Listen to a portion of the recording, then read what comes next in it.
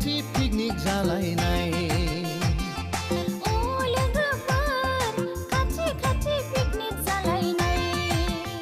नोंथाङा गोदान बोसोर बरायनाय मिउजिक भिडिअ बानायनो सानदों नामा?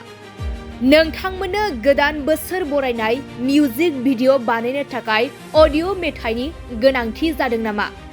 जुदि नोंथाङा गोनांथि जादोंब्ला असनाफोर खाथि खाथि पिकनिक जालायनाय मेथाइनि अडिअखौ लानो हागोन। असनाफोर खाथि खाथि पिकनिक जालायनाय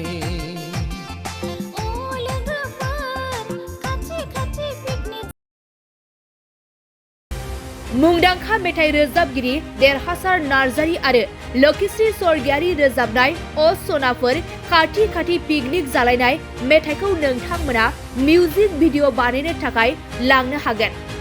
लकिश्री स्वर्गियारीनि प्रडिउस खालामनायाव हेमन्त बर'नि लिरिक्स, ट्यून आरो मिउजिक होनायाव देरहासार नार्जारी आरो लकिश्री स्वर्गियारीनि रोजाबनाय असनाफोर खाथि खाथि पिकनिक जालायनाय मेथाइखौ नोंथांमोननो मिउजिक भिडिअ बानायनो थाखाय गोनांथि जादोंब्ला 9395275505 नम्बराव फोनांजाब खालामनानै रायज्लायना लानो हागोन।